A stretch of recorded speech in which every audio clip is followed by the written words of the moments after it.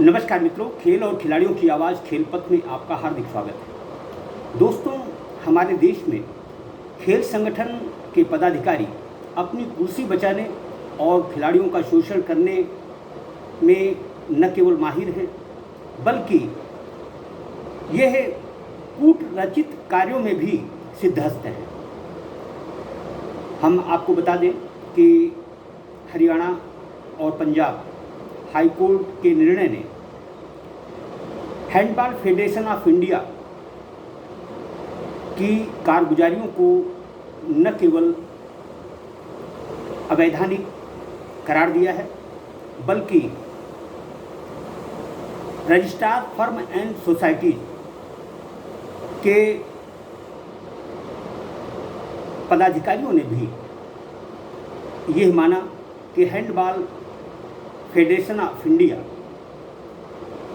सिर्फ कागजों में चल रहा है, इसके पास वाजिब दस्तावेजों का भी अभाव है। हम आपको बता दें कि हैंडबॉल फेडरेशन ऑफ इंडिया में दो धड़ों के बीच लंबे समय से नूरा कुश्ती चल रही थी। एक धड़े ने आनंदेश्वर गुट पर मनमाने तरीके से हैंडबॉल फेडरेशन ऑफ इंडिया को चलाने का आरोप था। न सिर्फ आरोप था, बल्कि इस धड़े ने न्याय के लिए अदालत की शरण ली। अदालत की शरण लेने के बाद कई तरीके से handball federation of India Pandey गुट के कारगुजारियों को न केवल जांचा परखा गया, बल्कि अंततः यह माना गया कि यह संगठन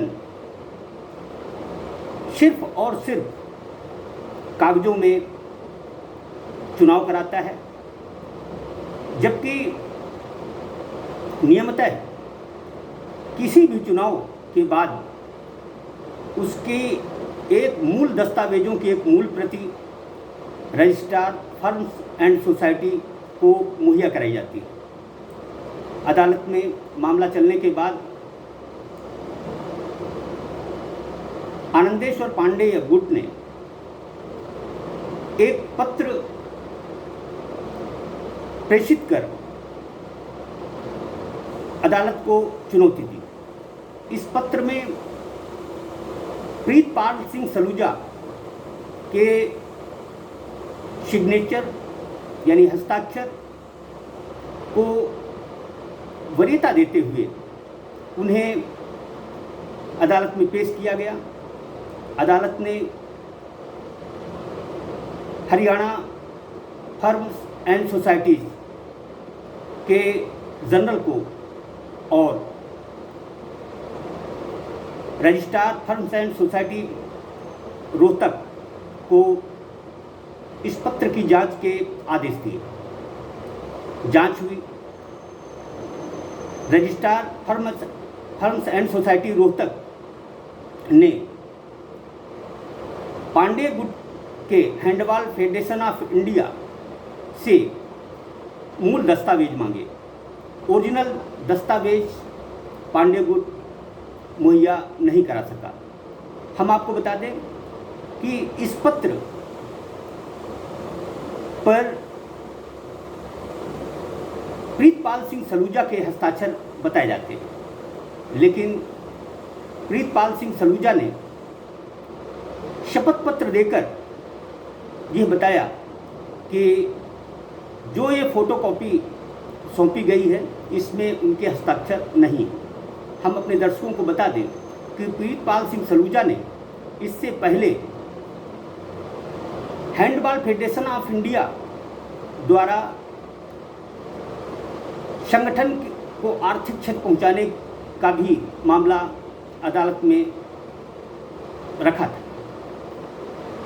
अब चूंकि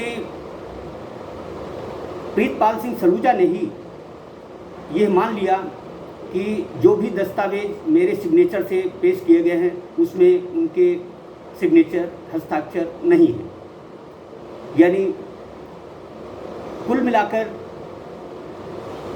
अदालत के हस्तक्षेप के बाद handball federation of India Pandey गुट की कारगुजारियाँ उजागर हो गई हैं।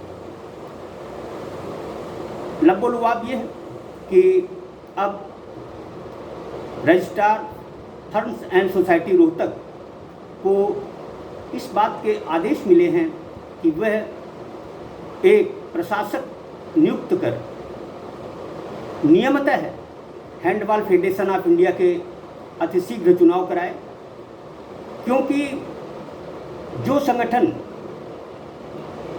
अभी तक कामकाज कर रहा था उसकी कार्यप्रणाली संतोषजनक नहीं है। हम अपने दर्शकों को बता दें कि हैंडबॉल फेडरेशन ऑफ इंडिया में पांडे गुट का एक छत्र राज है। ये अपने तरीके से इसे चलाते रहे हैं। 2013 के बाद कब कैसे चुनाव हुए, कौन पदाधिकारी बना, ये सब कार्यकारी निदेशक आनंदेश्वर पांडे ही तय करते रहे।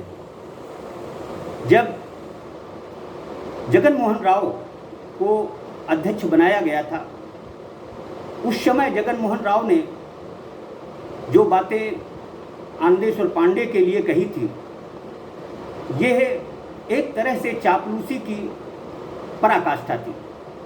जो भी हो, हैंडबॉल फेडरेशन ऑफ इंडिया का अब कोई अस्तित्व नहीं रह चुका है। अब registrar firms and society Rohtak कब तक और किसे अध्यक्ष, सचिव और कोषाध्यक्ष बनाया जाता है, ये हैंडबॉल से जुड़े सदस्य तय करेंगे। अब हम कह सकते हैं कि हैंडबॉल फेडरेशन ऑफ इंडिया में आनंदेश्वर पांडे गुट का कोई भी एक पैसे का नियमतः हक नहीं रह जाता। जो भी हो, आनंदेश्वर पांडे गुट पर, या यूं कहें कि पूर्व में हैंडबॉल फेडरेशन ऑफ इंडिया का गलत तरीके से कोष खाली किया गया। हम आपको बता दें कि प्रीतपाल सिंह सलूजा कभी हैंडबॉल फेडरेशन ऑफ इंडिया के कोषाध्यक्ष हुआ करते थे, लेकिन Pritpal Singh Saluja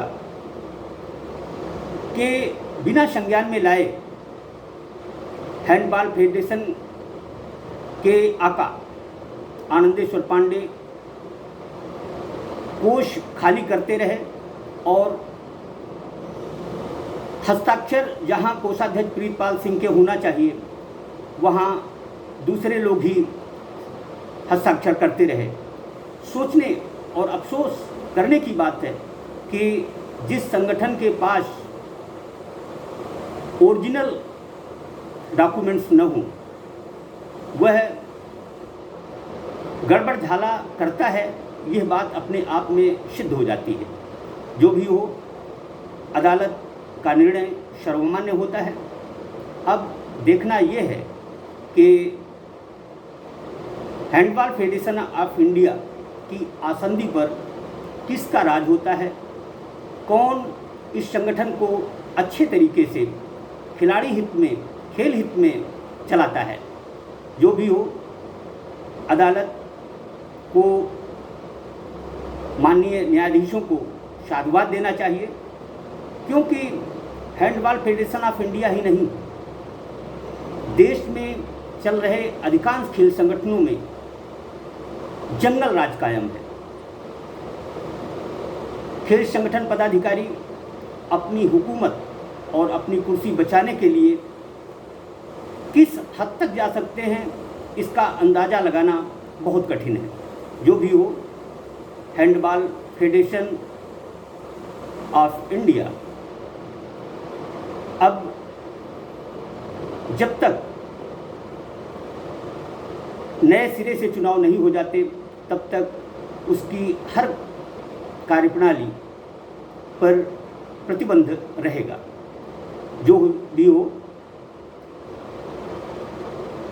firms and society Rohtak को अतिशीघ्र खेल हित में हैंडबॉल फेडरेशन ऑफ इंडिया के चुनाव कराना चाहिए ताकि खिलाड़ियों का किसी भी तरह से नुकसान न हो। जय हिंद, जय भारत।